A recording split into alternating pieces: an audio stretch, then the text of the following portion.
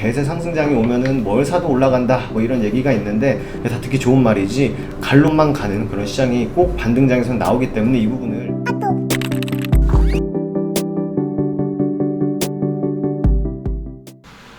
반갑습니다. 허브경제TV 서현도입니다. 이번에 같이 볼 종목은 대한항공입니다.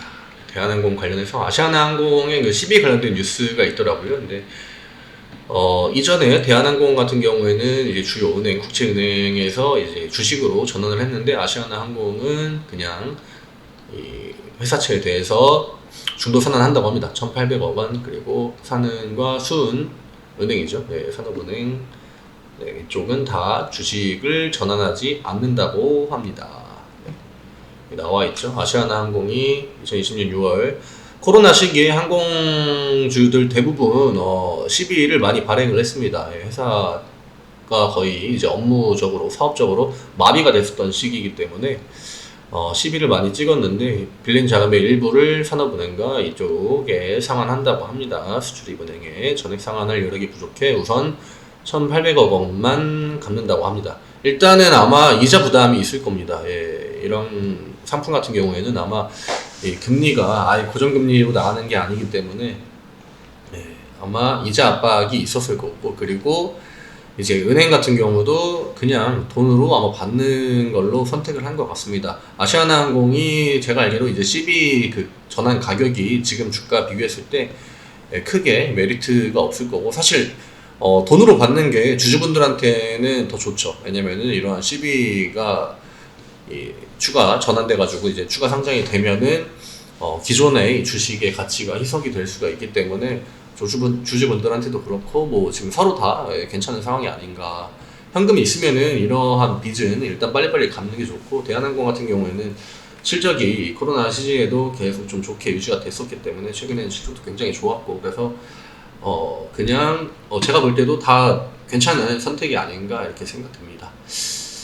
네, 한번 그냥 쭉 읽어보시면 되는데 다 똑같은 내용입니다. 왜 이 주식으로 전환 청구권 행사를 하지 않았을까, 주식으로 안 바꿨을까, 네, 그리고 왜 아시아나항공은 중도 상환을 바로 했을까. 네. 결국 다 이득 보는 부분이 있기 때문에 오케이를 한 것이 아닐까 생각됩니다. 네, 대한항공 한번 보겠습니다. 아시아나항공 주가는 오늘 마이너스 2.8%에 해당 소식이 나와서 얼마나 영향이 있나 한번 봤는데 시장의 영향이 좀 컸겠죠. 대한항공 오늘 시장 대비 굉장히 좀 좋은 흐름 나왔습니다. 플러스 0.7%. 저점을 일단 지켰습니다. 지금 25,000원 라인은 시장에 좀 영향을 받지 않고 지켜주는 모습이 나오고 있는데, 일단은 유가가 전날 좀 많이 하락을 했습니다. 예, 유가가 하락을 했고, 아마 지금 대한항공 같은 경우에는 물론 환율 문제는 어쩔 수 없는 부분이라고 하겠지만 유가는 금방 변동성을 가져올 수 있거든요.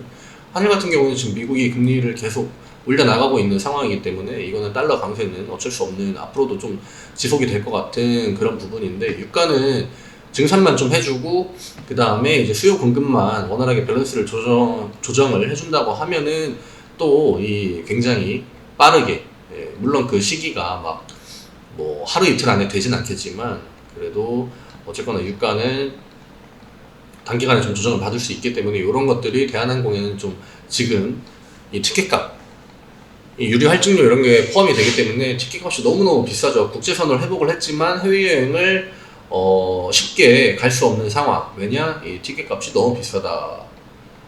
결국 환율은 어쩔 수 없으니까 그건 그냥 논외로 치고 유가라도 빨리 내려와야 되는데, 일단 사우디가 이 6월분, 7월분 대비했을 때 조금 증산을 하긴 했습니다. 증산을 하긴 했지만 굉장히 막 그렇게 의미 있는 수준은 아니고, 지금 미국에서 계속 이야기 나오는 게 이제 경기 침체. 예, 어제 나스닥도 그 PC 발표하고 좀 주가가 많이 빠졌는데, 이 결국 인플레 국면에서 이렇게 인플레가 쫙 해가지고 물가를 끌어올리지 않습니까? 예, 근데 여기서 다시 한번 이 경기가 좀 꺾이는 흐름, 예, 이런 기조 속에서는 이 유가나 뭐 구리는 이미 좀 하락을 시작을 했고요. 그 다음에 뭐 천연가스 같은 경우에는 지금 러시아랑 우크라이나, 그 다음에 유럽의 겨울 이런 문제들도 많이 껴있고 그런 것 때문에 가격이 굉장히 좀 변동성을 좀 보여주고 있습니다만, 유가 같은 경우 물론 천연가스나 유가나 다 비슷한 수준을 유지하고 있습니다. 추세도 비슷하고, 다만 제가 말씀드리려고 하는 거는 경기가 좀 꺾였다, 경기가 침체로 들어서고 있다 하면은 유가 같은 이런 원자재 가격들이 내려오긴 내려옵니다. 예. 예전에 이제 과거에 어떠한 뭐 오일 쇼크 뭐 이런 특수성을 좀 제외한다고 하면은 지금은 중동에서 어쨌거나 기름을 계속 공급해 줄 수 있거든요. 미국도 거의 풀로 돌리면서 이제 원유를 좀 생산을 해내고 있고 그런 상황이기 때문에 결국 수요가 좀 줄어드는 거죠. 예, 수요가 좀 줄어들고 대한항공 같은 경우에는 어쨌든 간에 계속 이 비행기가 뜨려면은 기름은 고정적으로 필요합니다.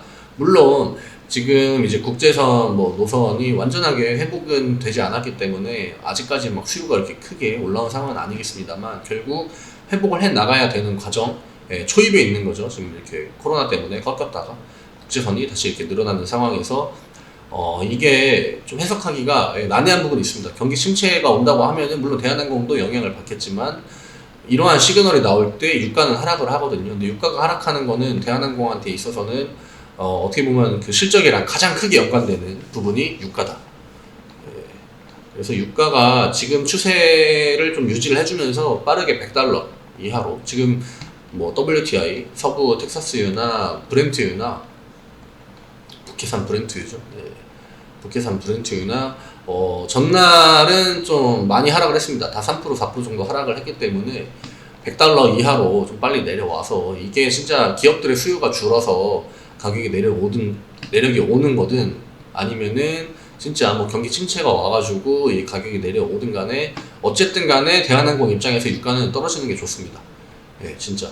코로나 예전에 막 마이너스 유가 막 이렇게 해도 됐었는데 그때는 비행기를 탈 사람이 없다고 이제 다 여겼기 때문에 주가가 곤두박질 쳤던 건데 단기간에 그건 아예 그냥 그 세계가 마비가 되는 거니까 지금 상황에서는 저는 차라리 인플레가 이제 그 끝물까지 빨리 가서 경기 침체 시그널 물론 대한항공 입장에서는 뭐 삼전이나 이런 입장에서는 굉장히 안 좋죠 이런 것들이. 근데 경기가 좀 많이 꺾였다 해서 유가가 하락하는 거 이게 좀 포인트가 되지 않을까.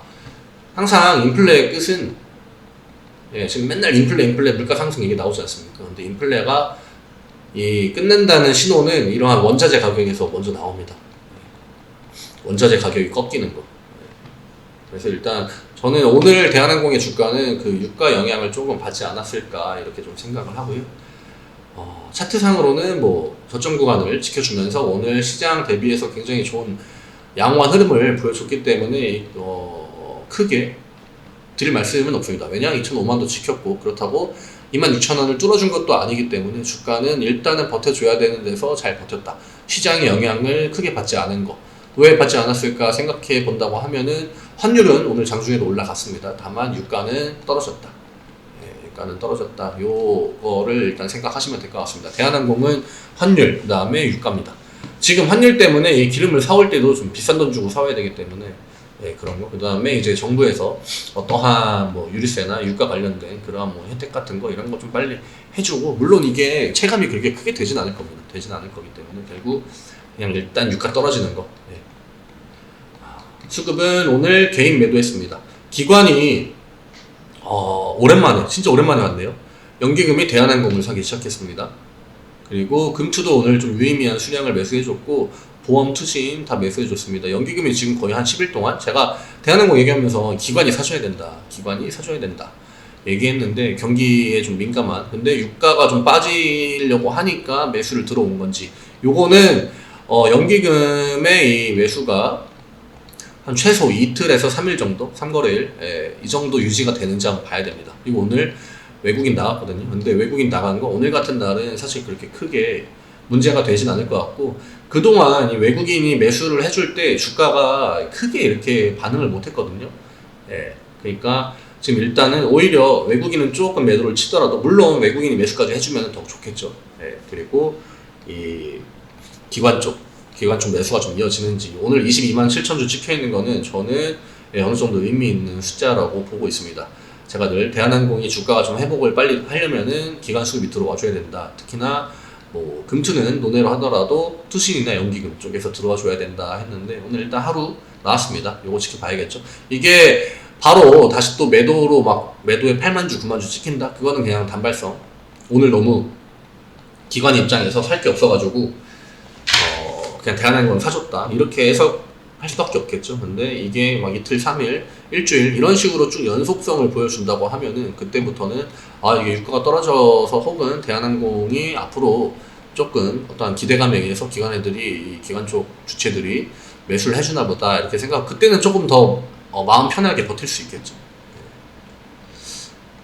일단 오늘 다 수급이랑 그 다음에 이제 차트 구간에 대해서는 그렇게 큰 의미가 없다 말씀드렸고, 시장에 대비해서 좋은 움직임 보였다. 근데 수급을 보니까 기관이 매수를 해줬네요. 예. 오늘 기관은 오전까지 좀 사다가 오늘 계속 매도했거든요. 예. 근데 그 중에 이 매도의 흐름에도 불구하고 대한항공은 좀 매수해준 것 같습니다.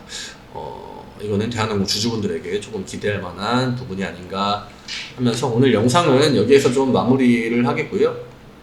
네이버에 허브경제TV 검색하시면 홈페이지 들어오실 수 있고, 카카오톡 친구 추가하는 방법 여기에 그림으로 편하게 나와 있습니다. 어떠한 뭐 주식에 관해서 편하게 문의 다 주셔도 되시고, 저희 무료 체험도 진행하고 있고, 어떤 문의든 간에 다 이쪽 카카오톡 아이디 HRB2019로 문의 주시면은 저희가 최대한으로 성실하게 답변 드리도록 하겠습니다.